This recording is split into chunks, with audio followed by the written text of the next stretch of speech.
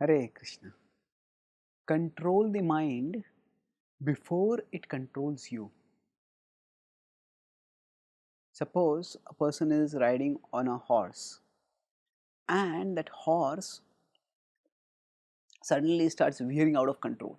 It starts going off in some other direction.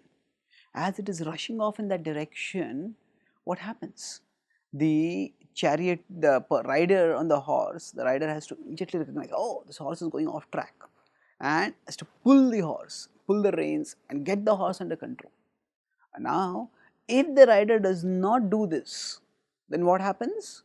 Then the horse gets such momentum, it starts running so fast that the horse takes control, and the chariot, the rider on the horse becomes powerless, becomes helpless.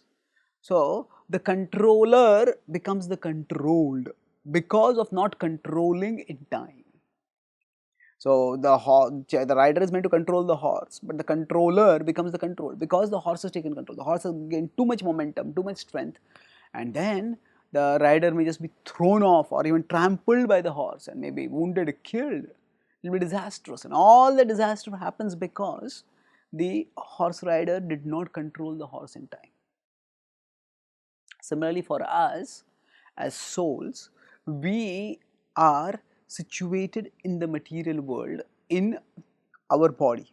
Manorathena. So, Manoratha means the chariot of the mind, or we could say the chariot is basically driven by a horse. So, we can say that we are riding on the horse. Now, when we are riding on the horse of the mind can just go off track. We are going in a particular direction, but the mind sees this. See the particular item to eat, see the particular item to watch, and I want that. And as the desire comes in, if we, no, I am not going to do this. If we resist the desire immediately, then it is easy to resist. But if you do not do that, the desire starts growing.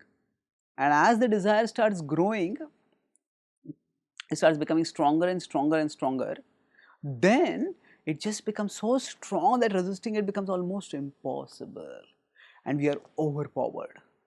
We are just dragged into doing things which we had no intention of doing.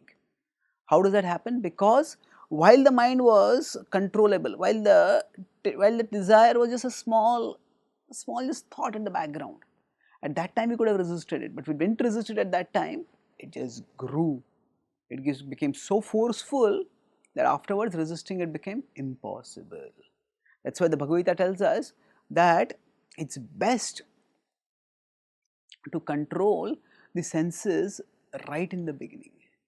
That it says that we best avoid contemplation of the sense objects.